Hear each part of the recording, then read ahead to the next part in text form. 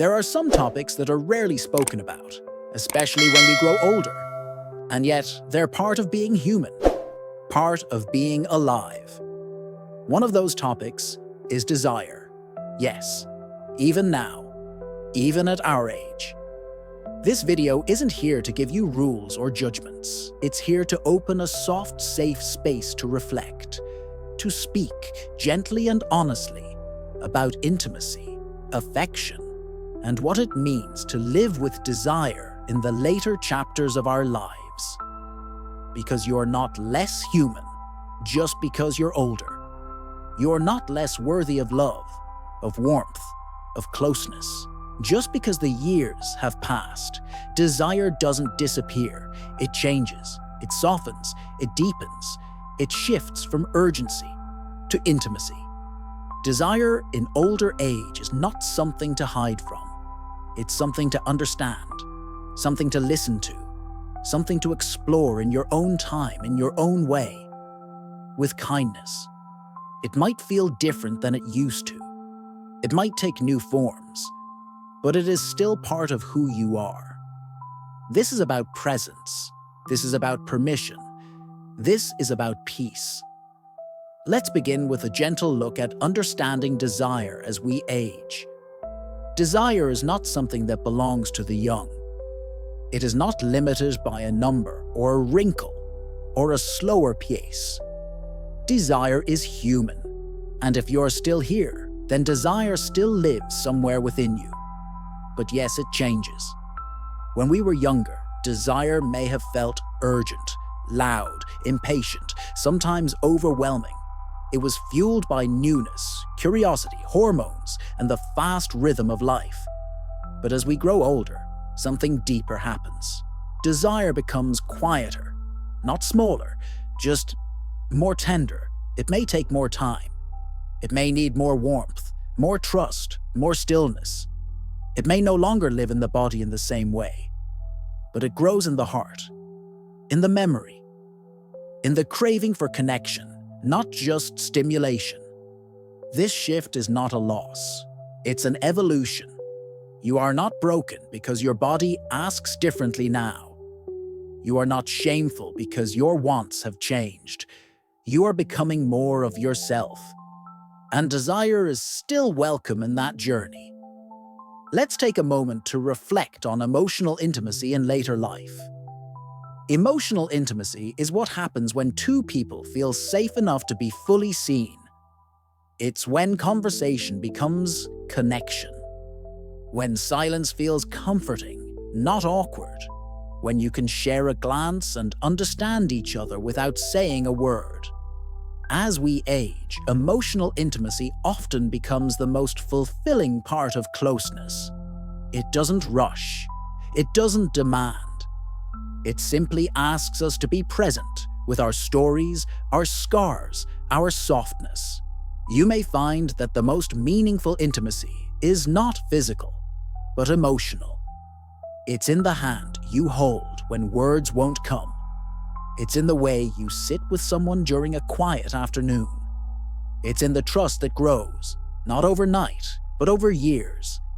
And even if you're alone right now, emotional intimacy is still possible. You can cultivate it with yourself, with old memories, with God, with the world around you. You can speak gently to your own heart. You can write a letter to someone you miss. You can look in the mirror and smile at the person who has come this far.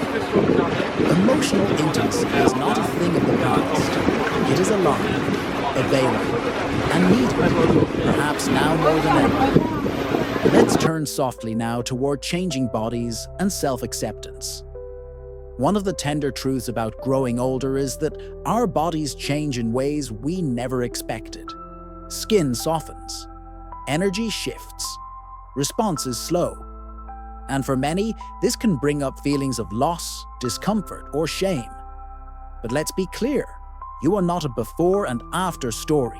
You are not less beautiful because your body is aged. Your body has carried you here. Through storms, through joys, through pain and celebration and quiet survival, It has changed because you have lived, and that deserves reverence. Yes, desire may show up differently now.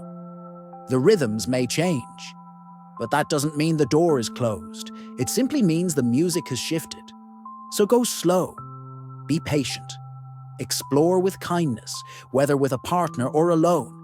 Your body still deserves care, affection, and attention, not for performance, but for presence. You can relearn how to be close. You can discover new ways to connect. You can rest in the truth that your body, as it is now, is not in the way. It is the way. And in that truth, something soft and sacred awakens. A kind of desire that honors who you are now. A kind of touch that begins not with hands, but with compassion. We are not meant to stop loving our bodies as they age. We are meant to begin loving them more deeply. Because now we finally understand, they have always loved us back. Now let's gently explore communication in intimacy. So much of desire, especially as we age, depends on communication. And not just the words we speak, but the safety, the honesty, and the tenderness behind them. You don't need to be eloquent. You don't need the perfect language. You only need truth. You only need kindness. If you have a partner, talk to them. Share what feels good, what feels new, what feels tender, what you're unsure about. Tell them how your body has changed. Ask how theirs has too. These aren't signs of distance. They are the beginning of deeper connection. And if you are alone, speak to yourself with the same gentleness. Ask what you need, what you miss, what you are curious to rediscover. Silence can feel safe, but shared words, spoken with love, create intimacy before a single touch ever does. Start small. I miss closeness. I feel nervous. I'd love to hold your hand longer tonight. These are not just sentences. They are invitations. And even if you haven't had this kind of openness before, it's never too late to begin. It is never too late to be real. Because every good touch begins with trust. And trust grows when voices are heard, not judged, not hurried, but heard. So speak, gently, and listen even more gently. That's how connection deepens. That's how desire stays tender. That's how love stays alive, even in quiet moments. And that's how we begin again. Not just with another person, but with ourselves. Let's ease into something that isn't often named aloud: shame and how to let go of it. For many of us, ideas about desire and intimacy were shaped in silence, in discomfort, or even in fear. We were taught not to speak about certain things. We were told that modesty meant silence, that aging meant disinterest, that softness meant weakness. But here's the truth: shame has never brought us closer to joy. It only creates distance from ourselves, from others, from the love we long for. So if you feel shame about what you want, about how your body responds, about past choices or the lack of experience, or the quiet ache you've never said aloud, breathe. Breathe and know you are not alone. Desire is not shameful. Wanting love, affection, closeness, that is not weakness. That is life. The shame does not belong to you. It never did. You are allowed to want. You are allowed to ask. You are allowed to say yes. And just as importantly, you are allowed to say no. Intimacy is not about what others expect of you. It's about what feels true inside of you. And when we begin to let go of shame, we create space for tenderness, for healing, for a closeness that isn't performative, but deeply real. So if you carry shame, set it down. Not all at once, maybe not forever, but for now. Set it down like a heavy coat you no longer need. And in that quiet, feel the warmth of your own worth rising again. Now let's speak openly and respectfully about sexual intimacy in later life. Yes, sex is still possible. Yes, pleasure still matters. And no, you're not too old. The idea that sexual connection has an expiration date is simply not true. What is true is that it looks different. It may slow down. It may become quieter, more mindful, but it can still be nourishing, fulfilling, even joyful. What matters most is mutual respect, trust, consent, and presence. Sex doesn't need to look like it once did. It doesn't need to follow a script. It doesn't need to be driven by expectation. It can be slower, softer, more playful, more creative. And most importantly, it should never feel pressured. If you and your partner feel comfortable and safe, if you both feel curiosity or closeness, you absolutely can explore physical intimacy. Let it begin with affection, with closeness, with a moment of mutual intention. Let it be honest, let it be unhurried, let it be kind. And if your body needs support, there is no shame in that. Speak to a doctor, explore what helps. There are gentle, safe ways to support arousal and comfort. That includes lubrication, touch, medication if needed, and most of all, understanding. Your pleasure is not a luxury, it is a part of being human. And whether you are with a partner or exploring your own body with love, know this too is intimacy. This too is healing. This too is allowed. You are not too old. You are still worthy of connection. You are still welcome to pleasure. Sexuality doesn't fade with age. It evolves. And it's never too late to honor what your body still wants to feel. Let's talk now about touch, beyond sex. Because for many people, especially in later years, what we truly long for isn't always sex. It's connection. It's being held. It's feeling seen and safe in someone's presence. Touch can be a hand resting on yours, a hug that lasts a little longer, a gentle massage, a forehead kiss, lying close together in silence. These small moments carry enormous meaning. They say, "You matter." They say, "I see you." They say, "You are not alone." If you live alone, you can still experience this kind of intimacy with yourself. You can wrap yourself in a warm blanket, light a candle, and hold your own hand while you breathe. Look into the mirror and meet your own eyes with kindness. Touch is not just physical, it's emotional, it's spiritual. And when we return to gentle touch, without expectation or performance, we return to something sacred, something human. So let this be your reminder. Intimacy is not limited to bedrooms. It's found in daily rituals, in slow presence, in simple, loving gestures. You don't need to chase passion. You only need to stay close to presence. In that space, connection begins and continues. Let's move gently now into a space of healing after loss. For many older adults, intimacy may feel complicated by grief. Perhaps you've lost a spouse, a partner, a longtime companion, or even the kind of love you hoped for but never quite found. Grief changes how we relate to intimacy, not just physically, but emotionally. And that's okay. There's no timeline for healing, no rule book for how to love again, or if you should. What matters is listening, honoring your rhythm. Some people find comfort in closeness again after time. Others prefer solitude. Some may discover a new relationship years later. Others may nurture a deeper intimacy with memory or with themselves. None of these paths is wrong. If you find yourself hesitating to feel again, know that this is normal. Trust doesn't return all at once. Desire doesn't reappear on command. But what can return, slowly, gently, is permission.